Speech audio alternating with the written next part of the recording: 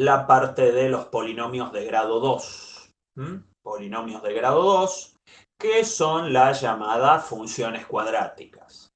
Las funciones cuadráticas, como ya saben, tienen este aspecto, algo más o menos hemos visto con anterioridad, donde aparece un numerito importante, que es este coeficiente principal, que obviamente multiplica x cuadrado, que tiene que ser distinto de cero.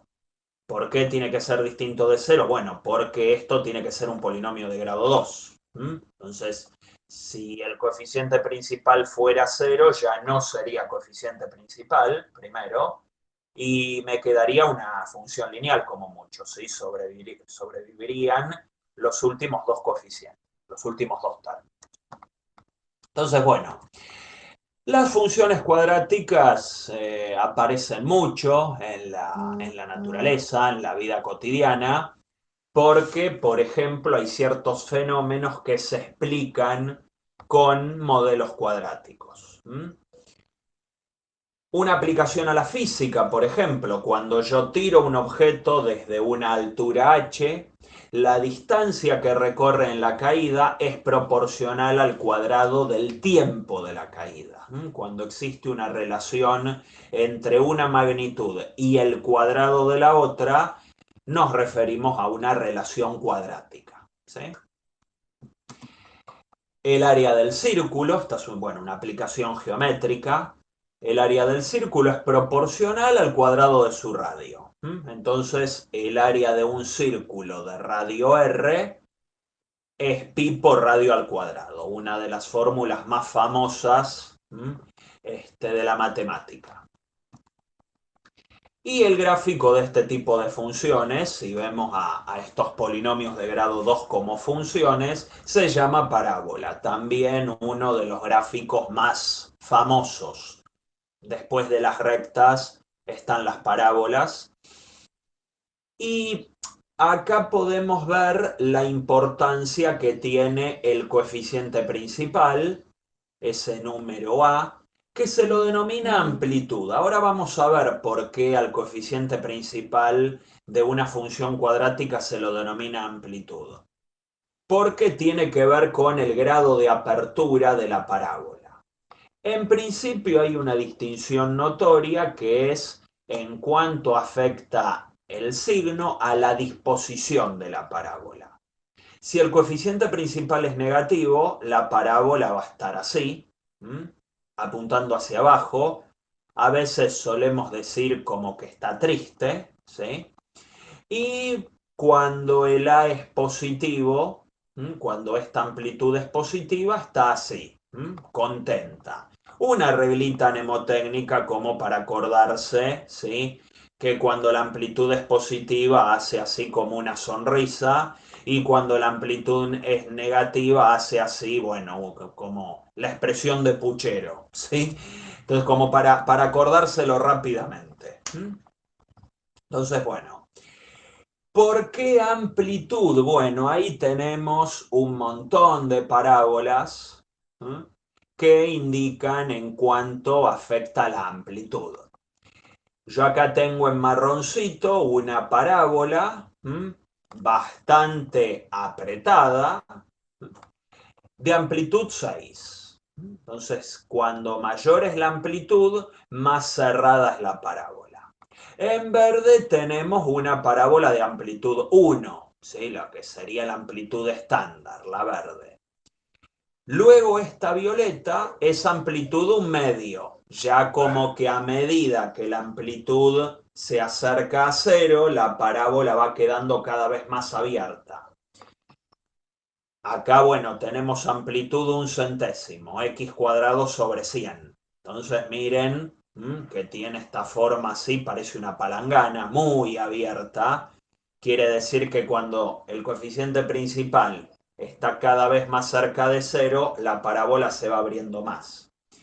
Y cuando se hace negativa, bueno, como es de esperar, cambia su posición y se pone triste, apunta para abajo.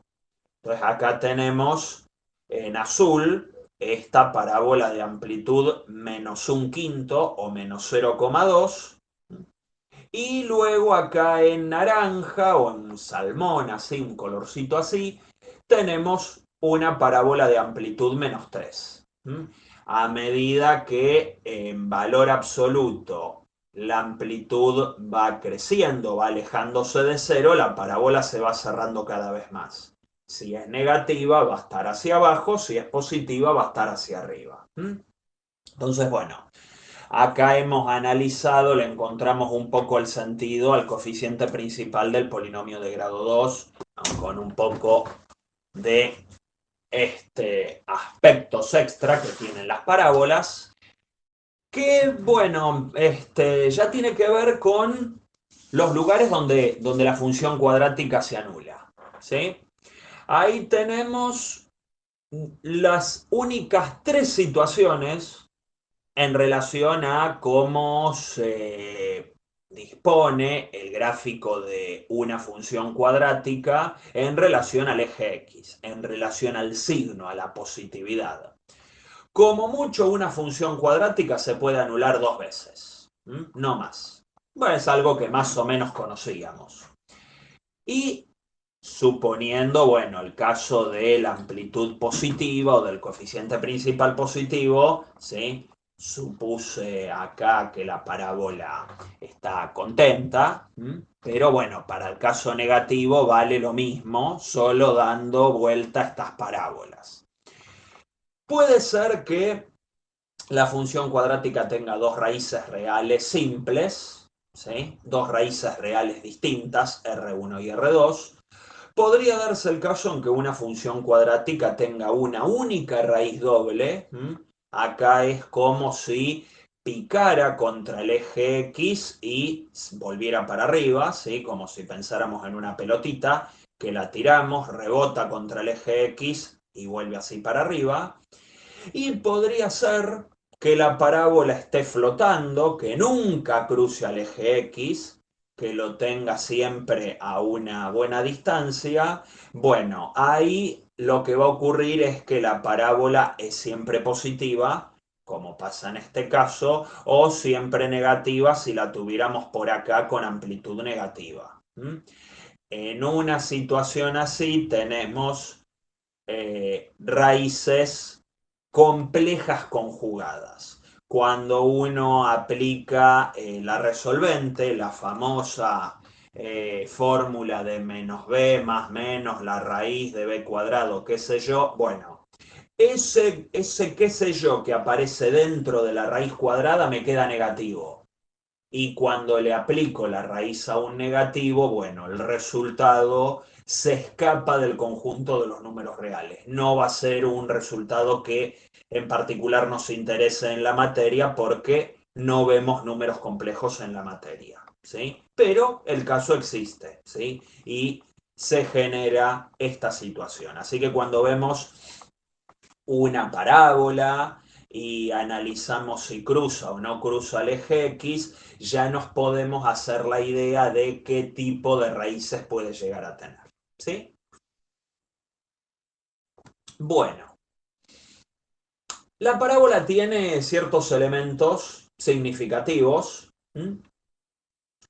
que los pasamos a enumerar. Bueno, ahí tienen un esquemita con toda la estructura que involucra la parábola o que tiene que ver con ella. La parábola puede ser separada en dos ramas simétricas, o sea, las dos ramas son esta, la rama de la izquierda, la que estoy tocando, bueno, acá con el cursor, y la rama de la derecha. Son simétricas, ¿sí? Si ustedes, bueno, graficaran perfectamente esta parábola sobre el papel y doblaran el papel en esta línea punteada, lo que tendría que ocurrir es que cada punto de la rama de la izquierda se tendría que asolapar exactamente con cada uno de los puntos simétricos de la rama de la derecha. A eso nos referimos con la simetría. Esta línea entrecortada que divide perfectamente las dos ramas de la parábola se la denomina eje de simetría. Es el eje de simetría de la parábola. El eje de simetría corta a la parábola en un único punto que se llama vértice, que está acá abajo.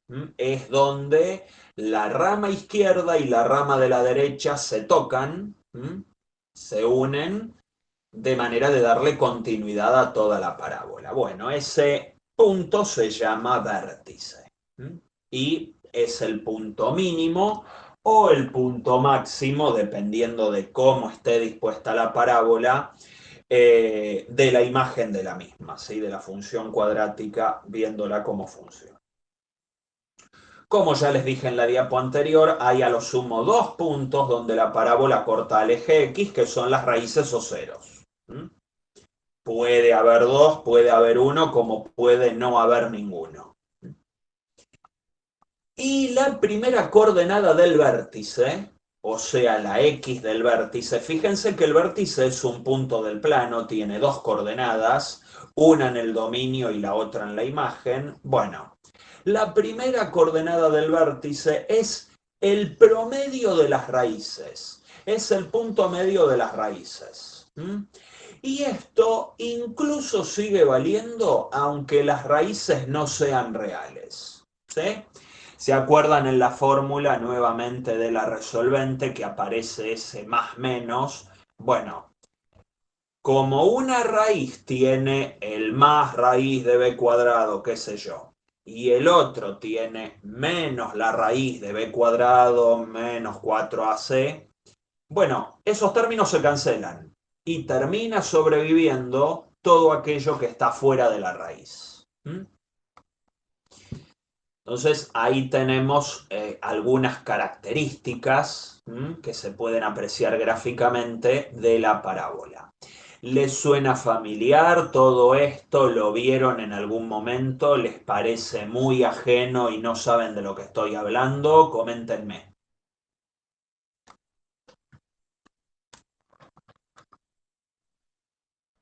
Yo me acuerdo de haberlo visto.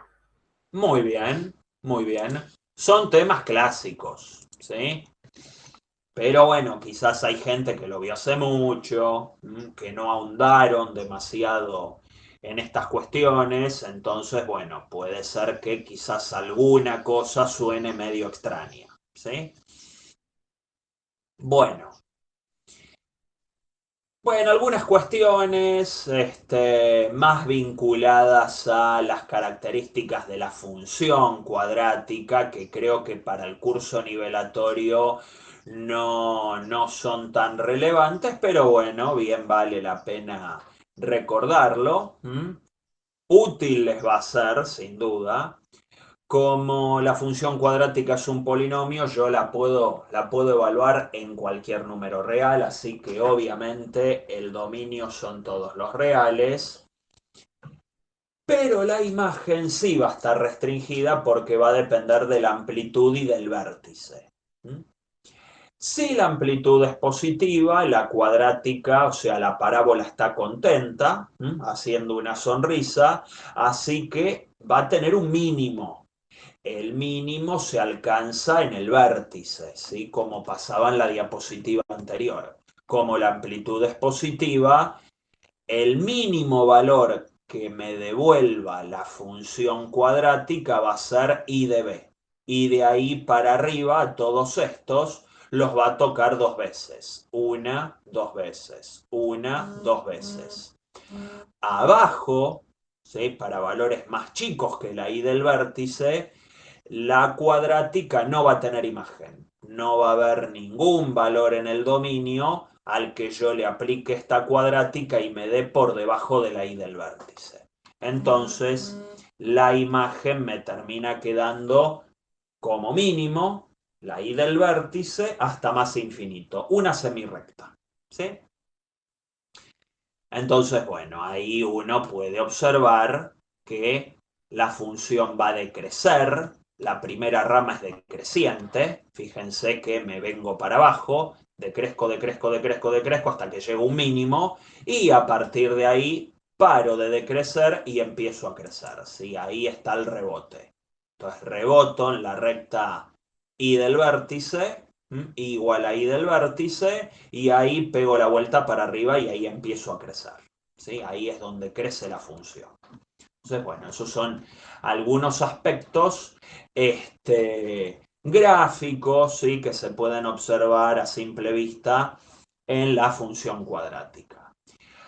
Bueno, todo esto, pero al revés, le va a ocurrir a la cuadrática cuya parábola está triste, ¿sí? Apunta para abajo. Cuando la amplitud es negativa, ahí lo que vamos a tener es un punto máximo, un valor máximo de la imagen que va a ser nuevamente la y del vértice, pero la imagen va a ser la semirrecta desde menos infinito hasta la y del vértice. Y ahora crece por la rama izquierda y decrece en la rama derecha, o sea, como que se intercambian todas las características que vimos en el otro caso. Acá hay algunas cuestiones que en parte ya las hemos empezado a ver, algo de esto les hablé la semana pasada, sobre las distintas formas de escribir una función cuadrática. O sea, no admiten una única escritura, las puedo escribir de manera diferente. Y luego quizás cuando veamos la parte de polinomios, es probable que le encontremos algún sentido a alguna de estas formas que, bueno, dependiendo del tipo de ejercicio que tengamos que resolver, nos van a servir más o menos. La forma polinómica es con la que arrancamos viendo este tema. La forma polinómica es la forma usual como tenemos ahí y como empezamos presentando este tipo de funciones en el contexto de polinomios de grado 2. Pero yo también puedo escribir una misma cuadrática en relación a sus raíces. Y ahí es donde aparece la forma factorizada. Yo puedo factorear, aplicar casos de factoreo, esto está vinculado a uno de los casos de factoreo, donde yo, bueno, si conozco dónde vale 0 esta expresión cuadrática, que bueno, son las raíces, entonces podría escribir la expresión de esta forma. Tengan en cuenta que este número A que aparece acá sigue siendo la amplitud y es un número que aparece en todas las formas en que yo escriba a la cuadrática, siempre va a aparecer ese número. Y además existe otra forma de escribir a la función cuadrática que depende de las coordenadas del vértice.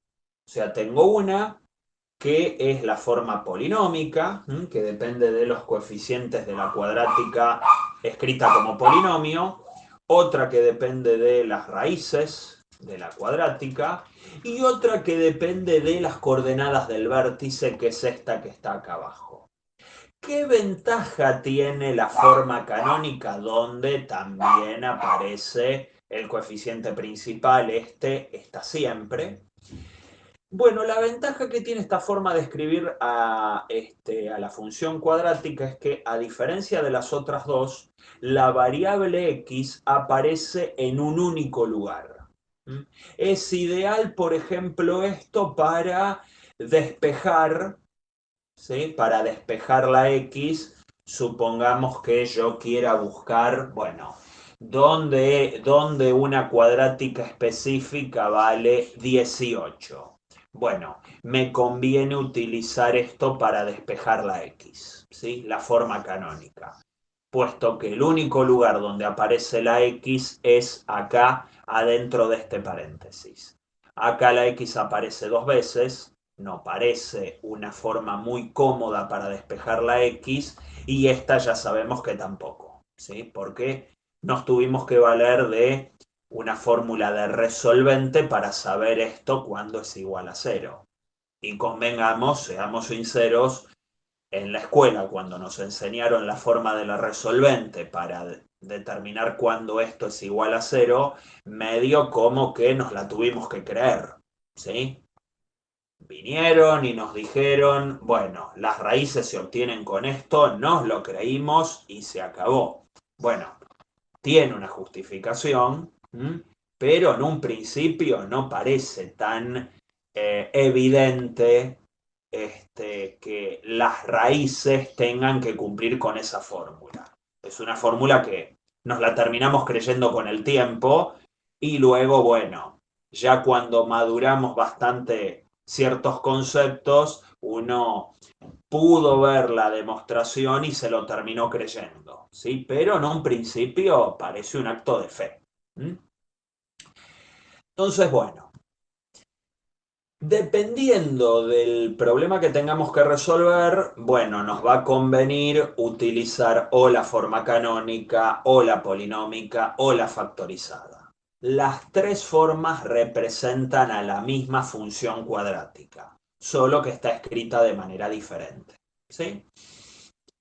Bien, bueno, y empezamos con los ejercicios. ¿Sí?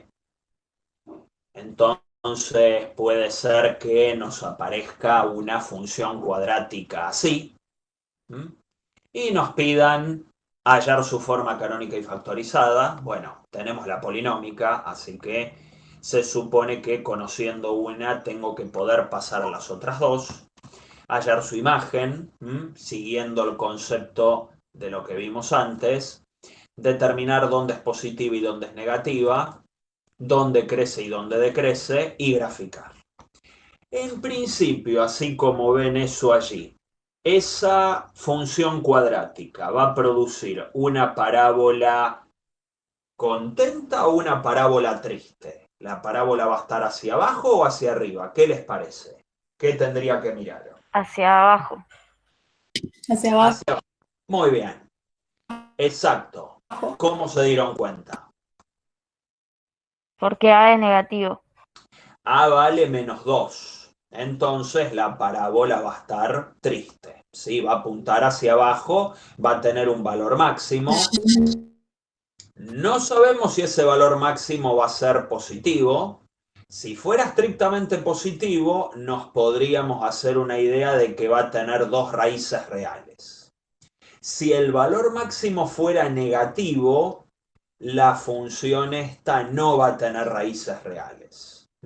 Y si el vértice... Sí, Victoria, creo que ibas a decir algo. O Vero. Sí. No, que igualmente, o sea, ya me está dando la ordenada al origen y me dice que la ordenada al origen es positiva, entonces ya con ese dato sabes que no es completamente negativa. O sea, va a tener parte positiva y parte negativa. Muy bien, muy buena observación. ¿Entendieron lo que dijo Vero? O sea, fíjense que si yo evalúo esta función en cero, obtengo la ordenada al origen, o sea, ni siquiera hace falta meterme con el vértice. Y ya sabemos por la amplitud que esta parábola está triste, o sea que la imagen va a ser desde menos infinito hasta la i del vértice.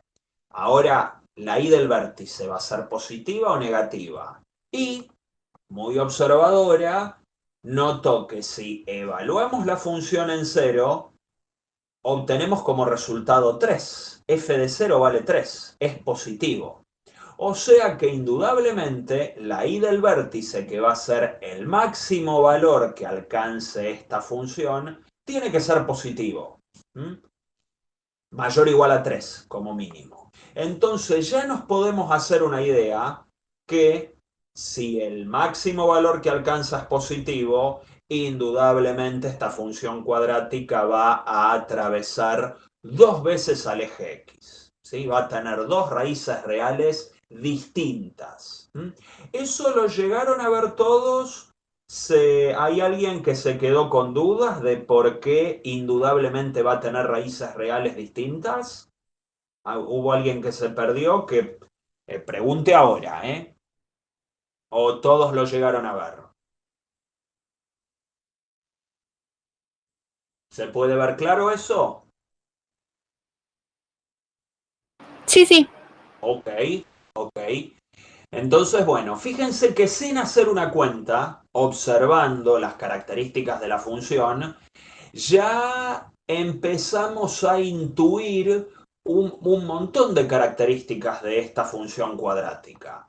Que la parábola apunta hacia abajo, que va a tener dos raíces reales distintas, que la y del vértice va a ser mayor o igual a 3. O sea que tenemos un montón de información, que va a tener una zona de positividad que va a estar entre las dos raíces, porque va a estar por encima del eje X, y una región de negatividad que va a ser, bueno, la unión de dos semirrectas. Entonces ya podemos intuir eso, anticipar los resultados que vamos a obtener. Entonces, bueno, para las raíces, la fórmula clásica, la resolvente de siempre, sacamos que, o sea, bueno, hacemos la cuenta y sacamos que las raíces son 3 y menos un medio. 3 y menos un medio. La forma factorizada, ya una vez que conocemos las raíces, es la amplitud por x menos un medio por x menos 3. O sea, la forma factorizada, ya sabiendo las raíces, la sacamos muy rápido. Para la forma canónica, por ejemplo, puedo obtener el vértice, sacar las coordenadas del vértice. Bueno, ahí me quedó un paréntesis medio mal. La x del vértice es el promedio de las raíces, así que hago 3 más menos un medio dividido 2. Promedio entre dos números. Y eso me termina dando 5 cuartos. Quiere decir que la x del vértice es 5 cuartos y la y del vértice va a ser la imagen de la función cuadrática evaluada en la x del vértice. Y eso nos da este número que es 49 octavos. Fíjense que evalué f en x del vértice usando la forma polinómica. Podía haber utilizado esta otra, da lo mismo, ¿sí? Utilizan la que les parezca más sencilla. Entonces el vértice es ese punto, 5 cuartos 49 octavos, un punto en el plano, dos coordenadas, y la forma canónica nos termina dando así. Siempre acordándome que tiene que aparecer la amplitud, que es menos 2, multiplicando al término que tiene la x. Entonces ya tenemos la forma factorizada y la forma canónica que me pedía. Conociendo el vértice, obtengo la imagen. Notemos, bueno, algo que ya nos habíamos dado cuenta, que la amplitud es negativa y como la amplitud es negativa, la imagen va a tener un valor máximo, que es la y del vértice, que en este caso valía 49 octavos. ¿Sí? Positivo. El vértice, bueno, en este caso está arriba, tiene segunda coordenada positiva, por lo tanto el gráfico cruza el eje X en dos lugares, en menos un medio y en 3. Así que la región de positividad, o sea, donde la imagen está por encima del eje X, donde la función f me devuelve resultados positivos, está entre las raíces, y donde me devuelve resultados negativos es antes de la primera raíz y después de la segunda raíz. Y se anula, bueno, justamente donde ya sabíamos, en menos un medio y en 3. Y también, por ser una parábola triste, se puede ver que crece hasta la x del vértice y decrece a partir de la x del vértice. ¿Sí? Crece hasta 5 cuartos, donde alcanza su valor máximo en el vértice, y a partir de allí se cae. Y ahí tenemos el gráfico. Bueno, yo lo hice en GeoGebra, el gráfico de la cuadrática, que sería más o menos así.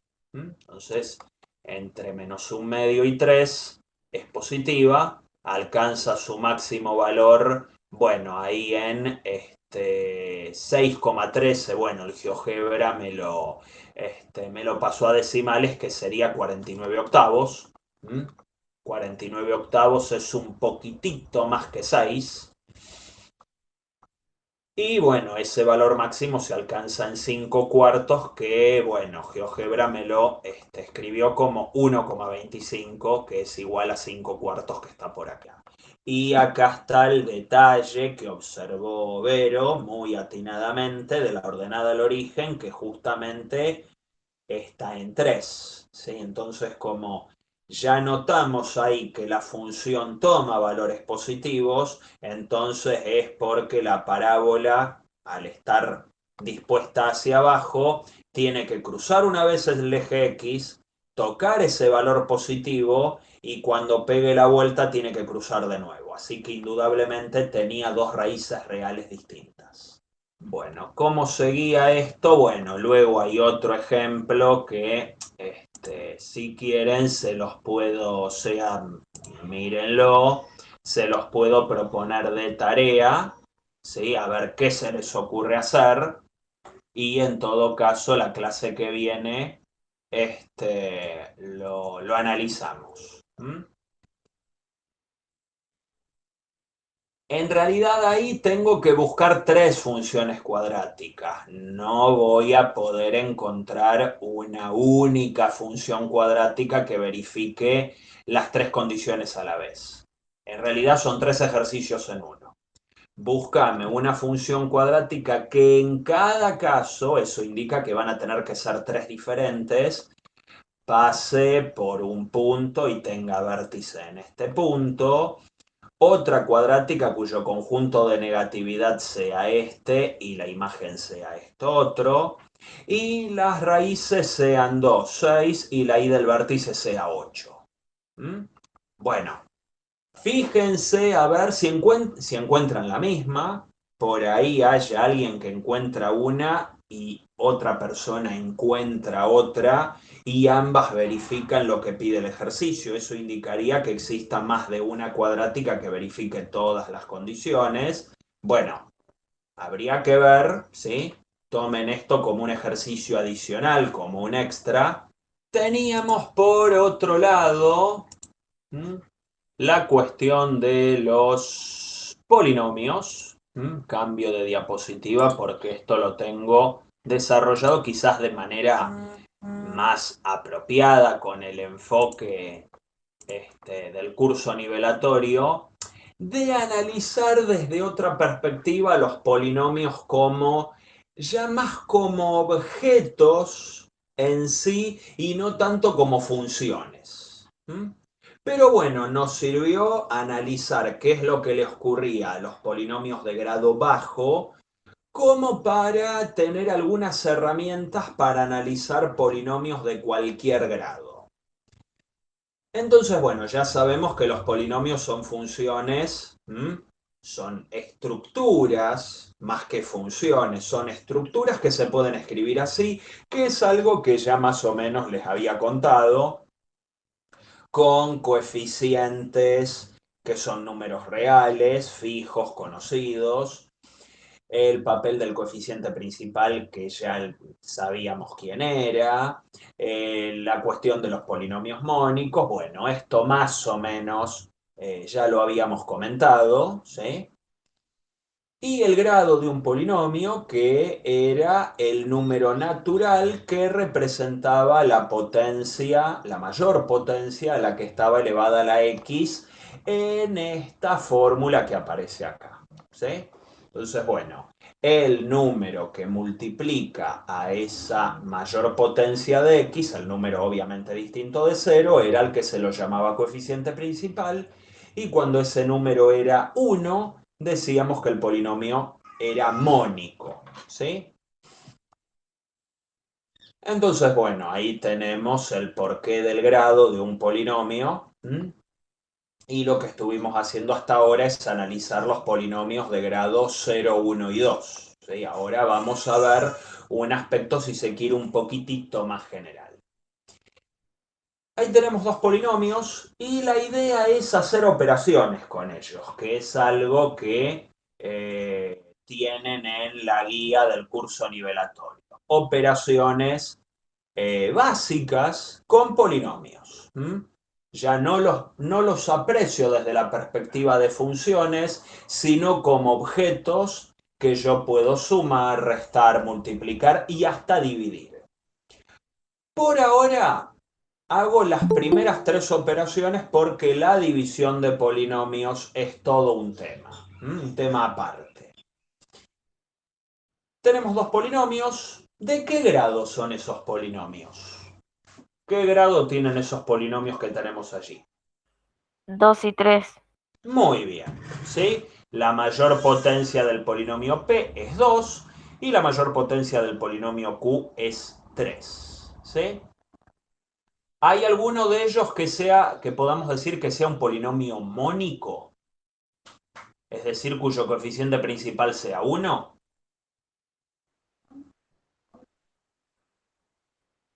El Sí. de la cuadrática. Muy bien, el polinomio P es mónico, el coeficiente principal es 1. Utilizando lo que vimos recién, podríamos decir que si yo graficara al polinomio P, sería una parábola sonriente, ¿sí? Entonces, bueno, tenemos ahí coeficiente principal positivo.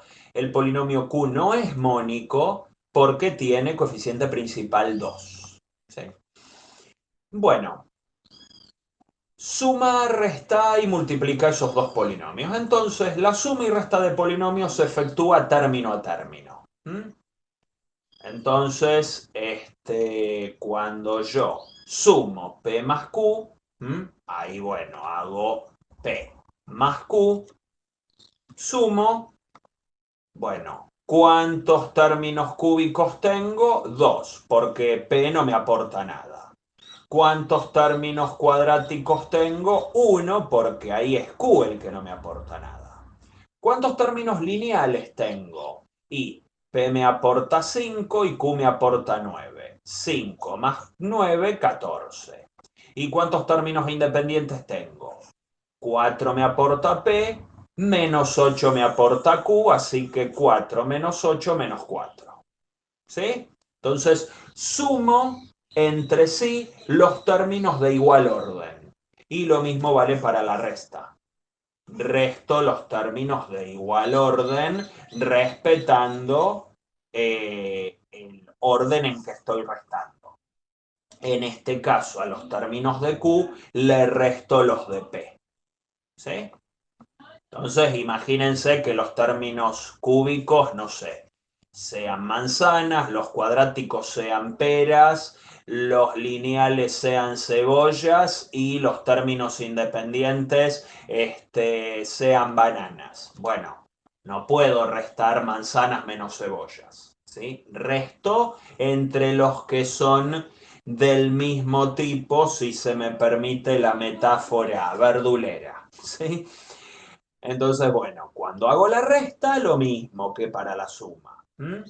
El 2x cubo queda tal cual porque como P no tiene términos cúbicos, entonces no se ve afectado. Q, bueno, no tiene términos cuadráticos, entonces acá nos aparece la menos x cuadrado que aporta P. 9x menos 5x, 4x. Menos 8, menos 4, menos 12 queda el término independiente. ¿Sí? Así que tenemos la suma, la resta con ese concepto. Sumo, resto, términos de igual orden. Términos de distinto orden, ¿sí? No interactúan entre sí. Eso es diferente para el producto, porque para el producto tengo que emplear propiedad distributiva, entonces se empiezan a mezclar los términos de orden diferente. Entonces, para multiplicar Q por P, tengo que aplicar distributiva. Entonces, distribuyo 2x cubo por cada uno de estos. Fíjense, 2x cubo por x cuadrado, más 2x cubo por 5x, más 2x cubo por 4. Luego, distribuyo el 9x. 9x por x cuadrado, 9x por 5x, más 9x por 4. Y luego distribuyo el menos 8. Distribuyo el menos 8 en cada uno de los coeficientes, en cada uno de los términos, mejor dicho, de P. Hago toda la cuenta aplicando el concepto de producto de potencias de igual base. ¿Cuáles son las bases? Por lo general, X. Entonces acá tengo 2x cubo por x cuadrado, 2x a la quinta. Producto de potencias de igual base, se suman los exponentes. Acá tengo 2 por 5, 10, x cubo por x a la 1, x a la cuarta. Y así con los que siguen.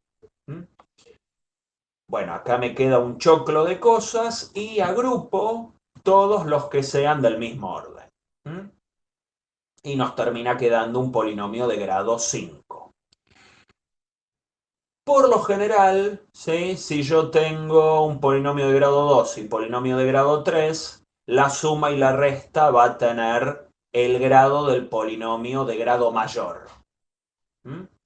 En el producto, cuando yo multiplico dos polinomios, uno de grado 2 y otro de grado 3, o pueden tener los grados que sean, se suman los grados. Fíjense que acá tengo grado 2 por grado 3, por lo general me termina dando como resultado un polinomio de grado 2 más 3, grado 5. ¿Sí? Eso no es algo casual. ¿Sí? Tiene que ver con esto del producto de potencias de igual base. ¿Sí? Ahí vimos las tres operaciones básicas, suma, resta y producto, pero dirán, ¿qué pasa con la división? ¿Se podrán dividir dos polinomios? Sí, se pueden dividir dos polinomios. Para eso hubo un matemático italiano llamado Paolo Ruffini, quien creó, más o menos para la fecha de nuestra independencia, una regla que lleva su nombre, que es la regla de Ruffini. ¿Sí? Una regla que se le atribuye a este matemático y que, bueno, tiene tantos años como nuestra patria. Esta regla sirve para agarrar un polinomio P, como de grado lo que sea, grado n, y dividirlo por un polinomio de esta pinta, un polinomio de la forma x menos r. Yo agarro un polinomio P y lo divido por un polinomio de grado 1. Para eso sirve esta regla. El polinomio de grado 1 recibe, en este caso el nombre de binomio, bi de 2, porque tiene dos términos. Es una función lineal que se anula en R. Y es, visto como un polinomio, es un polinomio mónico.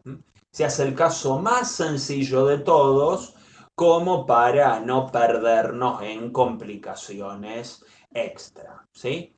Divido a un polinomio P por un polinomio de grado 1 mónico. Entonces la división mediante el método de Ruffini se exhibe a continuación armándonos una tabla inicial que tiene ese aspecto. Tenemos una primera fila donde están todos los coeficientes del polinomio P. Solo los coeficientes, las X desaparecen todas. Marco una línea vertical y una línea horizontal. A la izquierda de esa línea vertical y sobre la línea horizontal marco la raíz del polinomio Q, que es R. Y lo puedo hacer así porque el polinomio es mónico. En el caso que no lo sea, hay que dividir a Q por el coeficiente principal. ¿Sí? Eso ya veremos luego cómo se hace. Y el procedimiento es el siguiente, o sea, esta es la tabla inicial antes de hacer nada. Ahora veamos cómo es el procedimiento de la regla de Ruffini. Baja el coeficiente principal del polinomio P. ¿Sí? Entonces baja el a sub n. A sub n multiplica a la raíz R y escribo ese producto en la segunda columna restando al segundo coeficiente. A sub n menos 1 menos R por el coeficiente principal. Entonces ahí escribo la resta. A sub n menos 1 menos R por a sub n. Repito el procedimiento. Ahora miro el tercer coeficiente, el a sub n menos 2. Repito el procedimiento. Agarro esto, lo multiplico por r y se lo resto a sub n menos 2.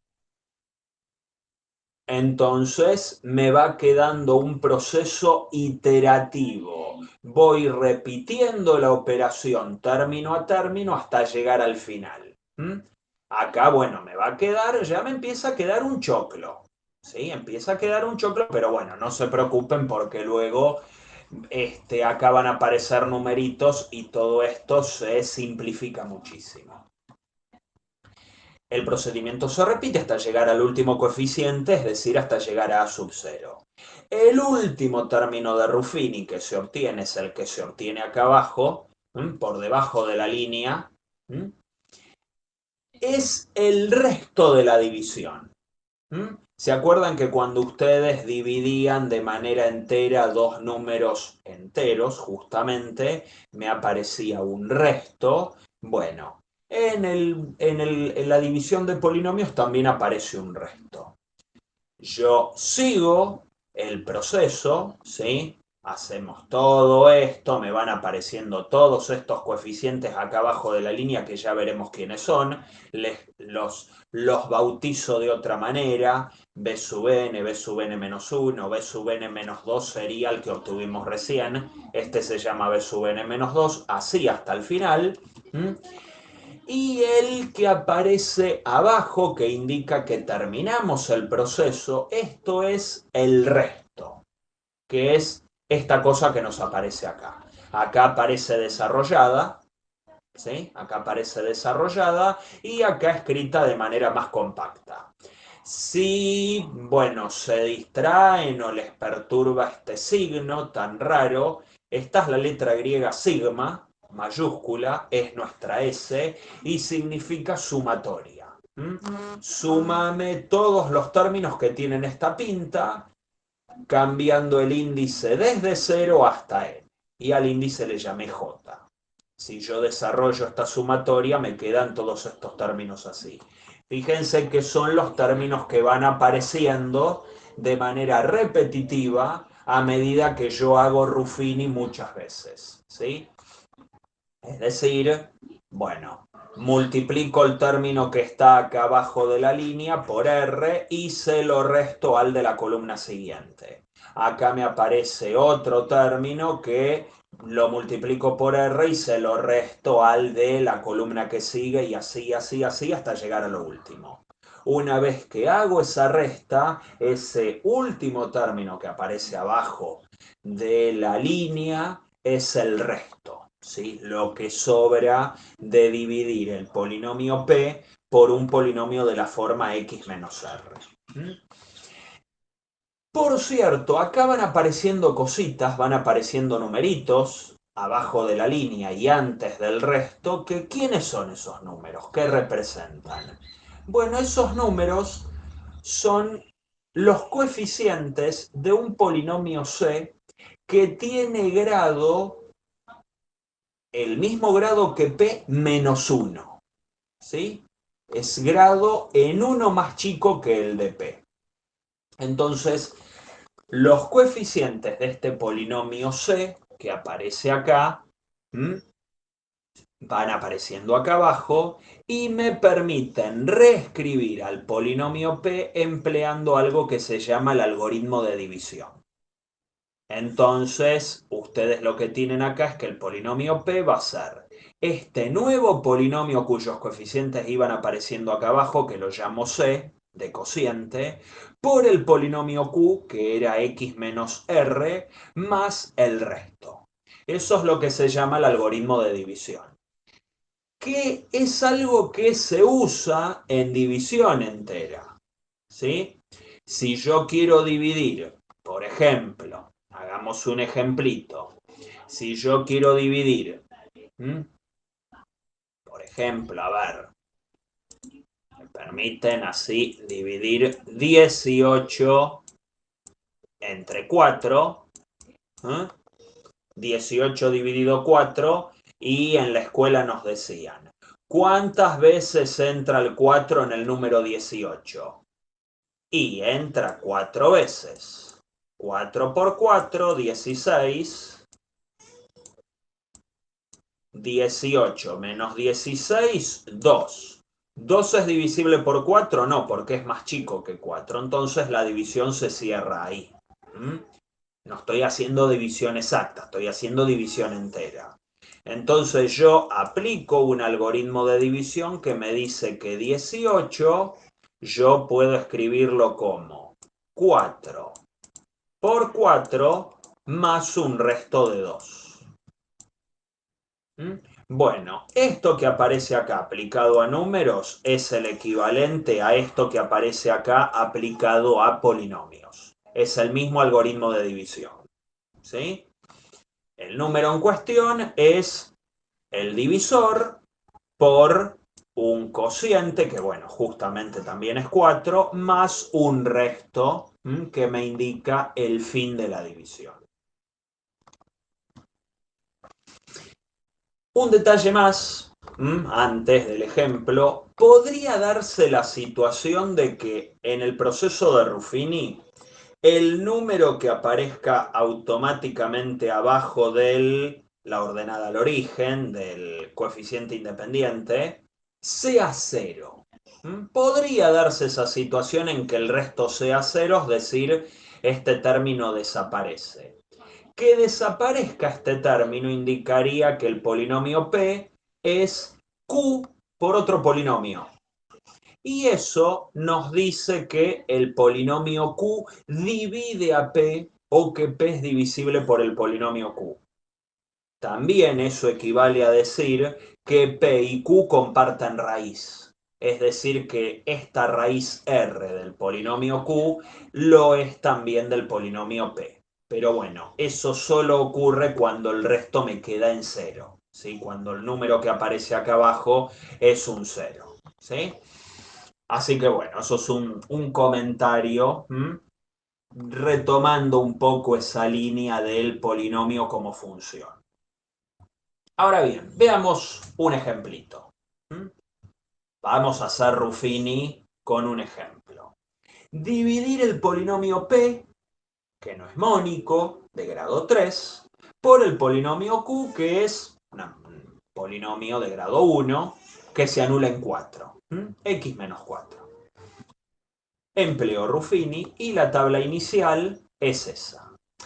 Destaqué el 0 porque fíjense que tengo que poner todos los coeficientes ordenados de mayor a menor según la potencia de la x. Y el hecho que no se aprecie la x cuadrado en la expresión de p no indica que deba ignorarla. Que no aparezca quiere decir que la x cuadrada de p está multiplicada por 0. Entonces, esos términos que en principio parecerían no estar, debo ponerlos con coeficiente igual a 0. ¿Sí? Así que la tabla inicial nos tiene que quedar así. 2x cubo más 0x cuadrado más 6x menos 7. Siempre respetando el signo de cada coeficiente. Y acá pongo la raíz, a no confundir que tengo x menos 4, bueno, la raíz de q es 4, entonces va 4. Entonces iniciamos el proceso. Baja el coeficiente principal de p. 2 por 4, 8. 0 menos 8, menos 8. Ahora hago menos 8 por 4 y se lo resto al 6. Menos 8 por 4, menos 32. 6 menos 32, 38. Ahora hago 38 por 4 y ya termino porque llegamos al coeficiente independiente de P. 38 por 4, 152. Menos 7, menos 152, menos 159 y ese termina siendo el resto. ¿Se entendió el proceso de Ruffini? Convengamos, bueno, acá me quedó el menos, me quedó colgado en la columna anterior, debería haber estado acá, debería haber ido corriéndose, pero bueno. ¿Pero se entendió el proceso? ¿Alguna duda? No, se entendió. Vieron que es bastante repetitivo. Entonces, una vez que llegue al resto, se deduce por el algoritmo de división que P es este polinomio C, que es 2x cuadrado. Acuérdense que tiene que tener grado 1 menor que P. Como P tiene grado 1, grado 3, disculpen, este tiene que tener grado 2. Entonces es 2x cuadrado menos 8x más 38 por x menos 4, que es q, menos 159, que es el resto.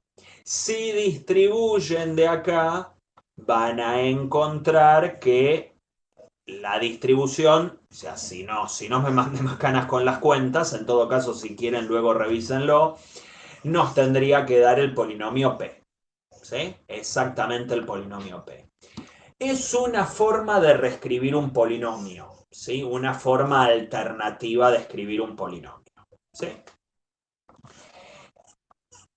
¿Qué ocurre si el polinomio divisor tiene grado mayor a 1? Porque está bien, todo muy lindo con la regla de Ruffini siempre que dividas por algo de la forma x menos r. Pero ¿qué pasa si el polinomio divisor tuviera grado mayor a 1? Si yo quisiera dividir por una función cuadrática, cúbica, cuarta, ¿cómo hago? Bueno, se puede aplicar Ruffini, pero iteradamente. Iterar, ¿qué quería decir? Bueno, repetir la misma operación varias veces hasta llegar a un resultado final. Entonces, supónganse un caso muy general donde tengo el polinomio q factorizado, y acá le encontramos un sentido a eso de para qué me sirve factorizar un polinomio, una función cuadrática. Bueno, por ejemplo, para aplicar Ruffini. Entonces, fíjense que acá es el caso muy general donde el polinomio q tiene un coeficiente principal a distinto de 0. Entonces, lo que hago es, bueno, sacar el problema del coeficiente principal de encima. Entonces, al polinomio P ya lo divido por el coeficiente principal de Q. Entonces, obtengo un polinomio P1 que es P dividido el coeficiente principal de Q, que es, bueno, una división numérica, no es muy complicado, luego en un ejemplo lo vamos a ver, dividido ahí sí el primer factor, x menos r1. Eso lo llamo P1. Luego a eso lo divido por x menos r2. Y a eso lo llamo P2.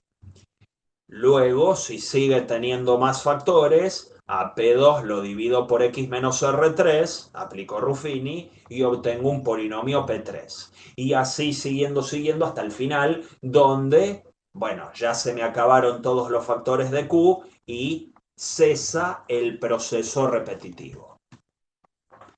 Entonces, cada uno de estos polinomios P1, P2, P3 representa a ese polinomio C del algoritmo de división que yo les mostré en la diapo anterior de cada uno de estos polinomios PI. Entonces, cuando yo hago Ruffini, se supone que P1, por ejemplo, para agarrar este, es P2 por x menos R2 más el resto correspondiente que me va tirando el método de Ruffini en cada paso.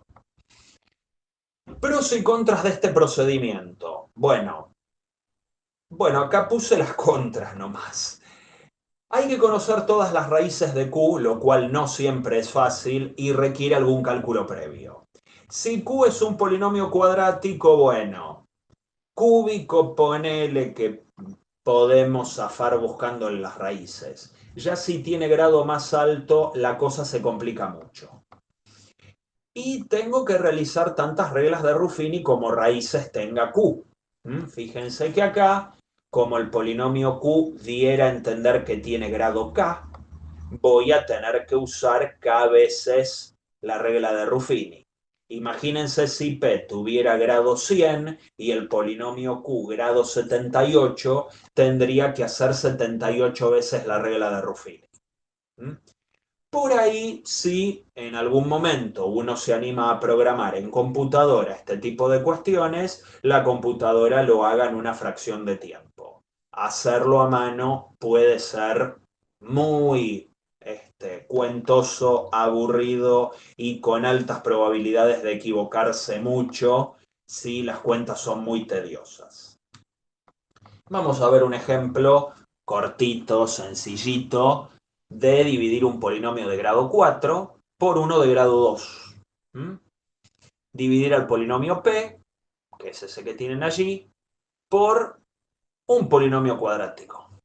Y con este, o sea, vamos a cerrar la clase de hoy.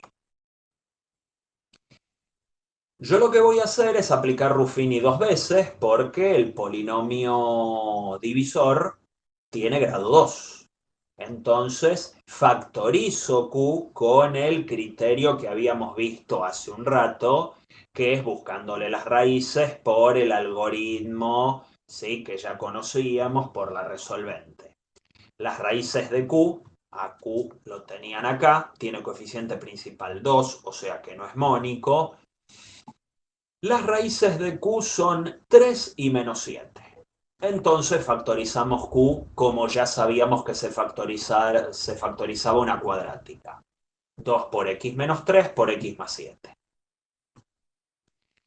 Primero, lo que les comenté antes, divido a P por el coeficiente principal de Q para iniciar el proceso. Es decir, a P lo divido por 2, que es una cuenta fácil porque es agarrar el 2 dividiendo y distribuirlo por todos los coeficientes de P, que acuérdense eran 3, menos 6, 12 y menos 9.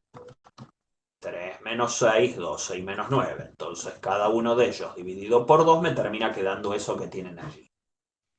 Bueno, entonces, como ya me saqué de encima el problema del coeficiente principal de Q, hago el primer Ruffini con el primer factor de Q, x menos 3. Entonces me armo la tabla inicial. Tenemos acá los coeficientes de P. Fíjense que acá este 0 representa al término cuadrático que no aparece. Entonces tenemos ahí los coeficientes de P, tenemos la tabla inicial de Ruffini con R igual a 3. Arrancamos. Baja el 3 medios. 3 medios por 3, 9 medios. Y ahora menos 3 menos 9 medios, menos 15 medios. Menos 15 medios por 3, menos 45 medios. 0 menos menos 45 medios, 45 medios. Por 3, 135 medios, y se los resto al 6, me da menos 123 medios, por 3, menos 169 medios, y eso se lo resto a menos 9 medios, y me termina quedando el resto redondo, entero, 80. Entonces, el polinomio P se puede escribir como 2, que era el coeficiente principal de Q, acuérdense, por eso aparece el 2, por este polinomio C, que bueno, lo llamé P sub 2, dando a entender que P sub 1 era el anterior, por x menos 3 más el resto que me tiró el primer Ruffini. Ahora, para continuar con el proceso de iteración, yo lo que tengo que hacer es agarrar ese polinomio P2 y a ese dividirlo por el otro factor que me está faltando, que es x más 7, para hacer el segundo Ruffini.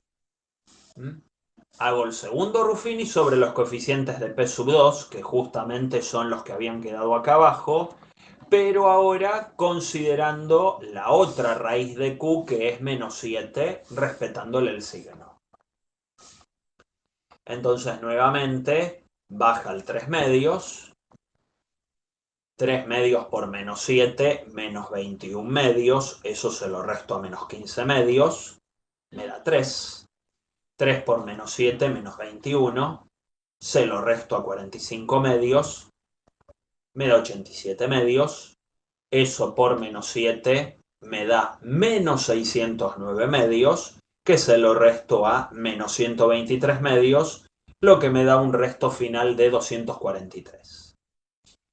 Entonces, este polinomio P sub 2, que era el que hacía el papel del polinomio C, la Ruffini, nos termina dando, según el algoritmo de división, esto, ¿sí? Otro polinomio C, que vendría a ser el P sub 3, que va a ser esto, por x más 7, más el resto que obtuvimos recién. Pero bueno, ya están todos los Ruffini que podría ser, porque como el polinomio Q tiene grado 2, entonces alcanza con hacer 2 veces Ruffini, una para cada factor. Uso la última igualdad para reescribir P. Entonces, atención con esto. Acuérdense de esto, de cómo se escribe el polinomio P sub 2. P es 2 veces el polinomio P sub 2, escrito como originalmente era, por x menos 3 más el resto de 80. Esto era lo que habíamos obtenido con el primer Ruffini. Ahora aplico el segundo. Lo que está en violeta acá es el resultado del segundo Ruffini. El polinomio P sub 2 yo lo podía escribir como esto, por x más 7 más el resto del segundo Ruffini. ¿Y ahora qué hago? Aplico distributiva. Aplico distributiva y me rearmo el polinomio Q, porque fíjense que Q está desarmado. Acá tengo el coeficiente principal de Q, acá tengo uno de los factores de Q y acá tengo el otro. Si aplico distributiva, se supone que en algún momento Q va a reaparecer. Y efectivamente, distribuyo primero el 2, mandé el 2 para acá adentro, tengo 2 por x más 7, más 2 por 243, 486, por esto que sigue tal cual, ¿sí? Acá apareció 160 porque al ser una suma, el 2 primero lo distribuí acá y luego se lo mando a este, al 80. Y ahora distribuyo el x menos 3. Entonces me va a quedar esto por x menos 3 y ahí reapareció Q, más 486 por x menos 3 más el 160. Y ya está, ya terminé, porque fíjense que acá tengo el polinomio Q, tengo el resto que ahora va a ser una función lineal. El resto es lo que no integra el polinomio Q, o sea, lo que me sobra, ¿sí? O sea, la palabra resto me hace pensar en esto, lo que resta, lo que queda, las sobras. Y acá tenemos el polinomio C según el algoritmo de división.